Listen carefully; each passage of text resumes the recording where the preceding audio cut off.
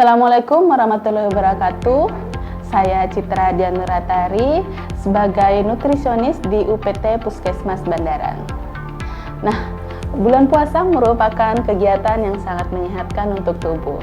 Namun di bulan puasa ini selalu terjadi perubahan pola makan sehingga kita tidak boleh melupakan pola makan yang sehat dan bergizi agar ibadah puasa kita berjalan dengan lancar. Pada kesempatan ini saya akan berbagi informasi seputar tentang pentingnya memilih makanan sehat dan bergizi selama puasa.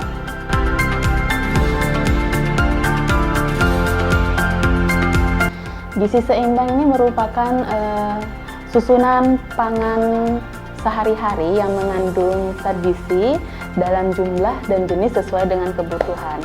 Namun kita melihat juga memperhatikan aktivitas fisik, kemudian juga pola hidup bersih, dan yang paling penting adalah untuk mempertahankan berat badan normal agar tidak terjadi masalah-masalah gizi selanjutnya.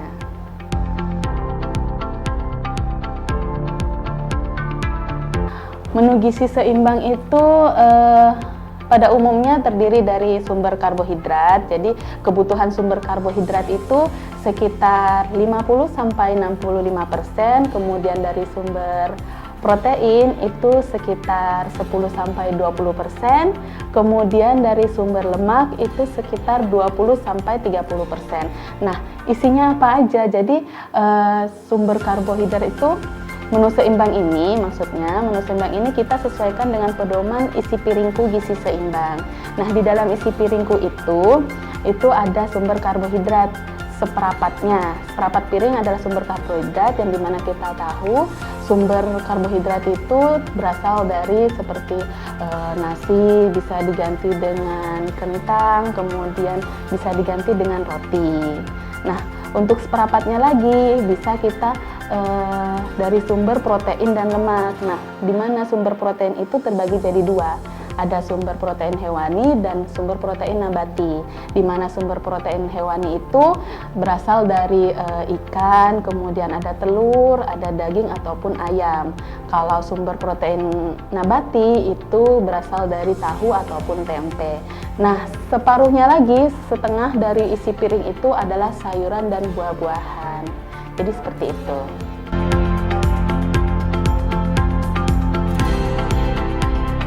Prinsip makan yang baik saat berpuasa itu yang pertama adalah tetap ke pedoman kita gizi seimbang seperti yang tadi saya jelaskan, ada karbohidrat, protein, lemak, dan sayur-sayuran ya. Nah, tapi kan kita selama sebelum puasa kita kan biasa makan sebanyak 5 waktu. Jadi ada 3 kali makanan pokok dan 2 kali selingan. Nah, untuk saat berpuasa kan terjadi perubahan pola makan, waktu makan. Jadi ada 4 waktu. Nah, itu ada makan sahur, kemudian saat berbuka puasa, kita untuk berbuka puasa dulu ya, itu kan kita harus makan makanan dan minuman yang manis dalam jumlah yang dibatasi. Nah, karena apa? Karena untuk meningkatkan kadar glukosa darah. Kemudian selanjutnya kita tidak boleh langsung menyantap makanan yang makanan inti, makanan pokok. Memang kita kan harus membutuhkan langsung kebutuhan nutrisi yang sepenuhnya. Jadi kita harus rehat sebentar, bisa kita melakukan aktivitas fisik seperti ada sholat maghrib, seperti itu, kemudian kita lanjut dengan makanan pokok, selanjutnya kita melanjutkan dengan sholat tarawih, setelah itu ada makanan terakhir sebelum menjelang tidur, ada snack ya. Nah, snack itu juga kita tidak boleh snack yang mengandung karbohidrat, karena apa? Karena karbohidrat tidak dibutuhkan, jadi kita tidak membutuhkan energi saat tidur, jadi karbohidrat itu tidak perlu. Jadi kita snack untuk menjelang tidur yaitu buah-buahan, seperti itu. Kemudian yang kedua, yaitu tadi yang saya jelaskan adalah rehat sebentar, sejenak selama buka puasa, jangan langsung menyantap langsung banyak, karena itu akan membuat permasalahan di pencernaan kita. Yang ketiga, prinsipnya yaitu cukup anjuran cairan yang cukup ya, karena memang anjuran cairan itu 8 gelas sehari. Jadi kita tetap harus mencukupinya. Kemudian ada ini memperhatikan makanannya. Jadi makanan itu bukan hanya sekedar enak. Jadi kita harus memperhatikan kandungan isi dari makanan itu sendiri. Jadi apakah cara mengolahnya aman atau tidak. Kemudian juga kandungannya harus memiliki kandungan mikronutrien dan mineral. Seperti itu.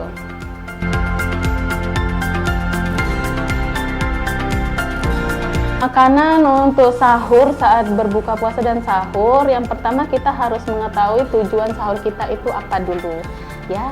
Jadi tujuan sahur kita itu kan yang pertama adalah untuk memenuhi kebutuhan nutrisi.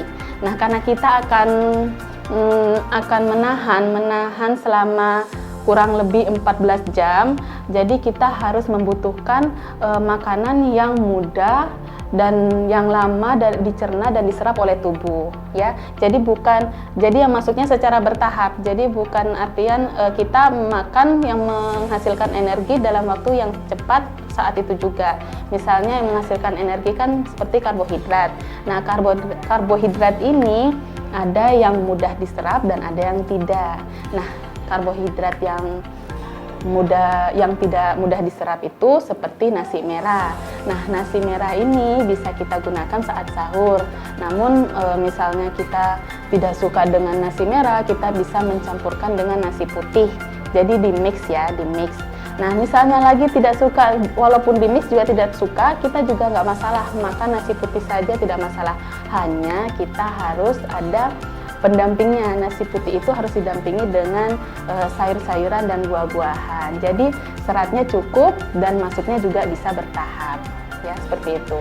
Dan satu hal yang kita harus ketahui, untuk makanan yang bersantan atau yang digoreng itu juga lama penyerapannya dan lama dicerna oleh tubuh. Namun bukan itu yang kita maksud, karena kenapa kalau kita makan bersantan dan makanan yang digoreng itu akan hanya menjadi membebani tubuh kita. Jadi seharian kita sudah menahan sekitar 14 jam, itu kita akan menahan hanya sia-sia membuang energi untuk badan kita terasa capek karena yaitu tadi membuang energi untuk mencerna makanan yang bersantan dan digoreng tadi. Jadi seperti itu.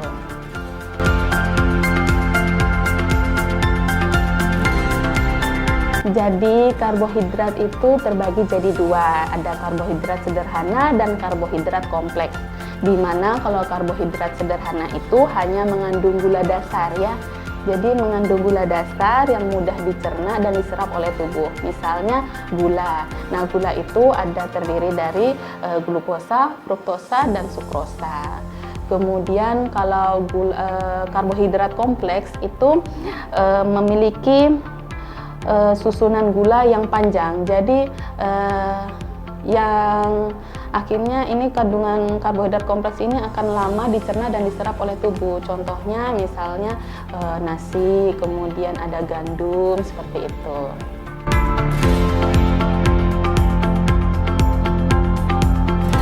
Berbuka yang manis ya, jadi memang karena saat berbuka yang manis itu kan banyak berwarna-warni, bervariasi, rasanya ingin semua dimakan ya. Padahal sebenarnya kita harus mengetahui teorinya seperti apa. Jadi berbuka yang manis itu kita harus tahu dulu prinsip berbuka puasa itu kan kita hanya untuk menaikkan kadar glukosa darah yang sempat turun selama kita berpuasa. Jadi makanan seperti apa sih yang bisa menaikkan kadar glukosa darah? Ya itu makanan atau minuman yang manis. Nah, makanan minuman manis seperti apa? Nah, makanan minuman manis itu juga yang bisa bertahap masuknya ya. Jadi makanan atau minuman manis itu ada glukosa, fruktosa, dan sukrosa. Nah, kita itu tidak bisa hanya mengkonsumsi hanya satu item saja, misalnya sukrosa ataupun glukosa. Jadi misalnya minum teh manis ya. Teh manis kan hanya mengandung misalnya sukrosa. Nah, itu kan tidak mendapatkan vitamin dan mineral. Jadi memang kita minum itu salah satunya misalnya teh manis, dia akan menaikkan kadar glukosa darah, tapi dalam waktu yang singkat dia akan turun karena tidak ada yang mempertahankannya. Makanya itu kita harus kombinasikan. Bukan tidak boleh meminum teh manis, boleh. Tapi teh manis itu harus didampingi dengan seperti buah. Misalnya buah kurma. Jadi ada teh manis dan kurma. Nah, di situ ada kombinasi dan sudah lengkap, ada sukrosa, fruktosa, dan glukosa. Jadi menaikkan kadar glukosa darah dan dia tidak akan turun karena ada yang mempertahankannya, seperti itu. Tapi yang perlu diingat, karena kita makan yang manis-manis, jangan juga misalnya ada teh manis ya, teh manis kemudian ada kurma, kan sudah dapat itu manisnya, ada glukosa, fruktosa, dan sukrosa. Jadi kita jangan menambahkan lagi dengan buah yang lain seperti pisang karena akan double manisnya, ya seperti itu.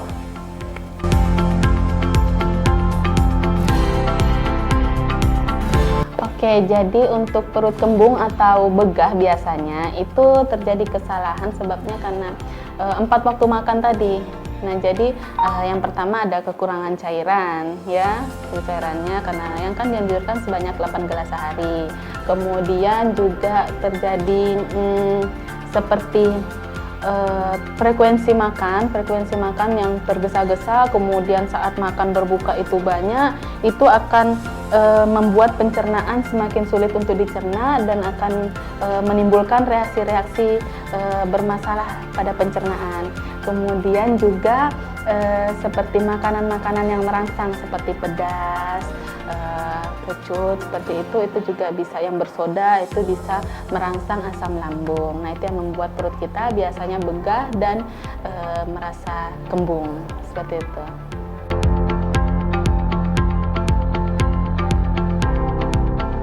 Kalau kita tidak suka sayur, banyak ya seperti itu, tidak suka sayur. Sebenarnya di sini kita lebih bukan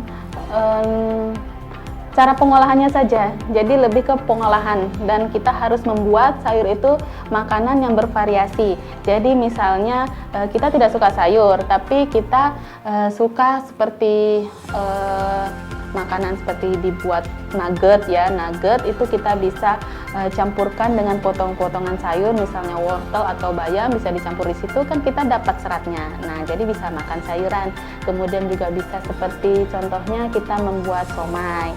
Nah, somai itu kita juga bisa campurkan dengan sayur-sayuran, atau kita dengan telur itu bisa dicampur dengan cincangan sayur. Akhirnya kita mendapatkan seratnya, seperti itu.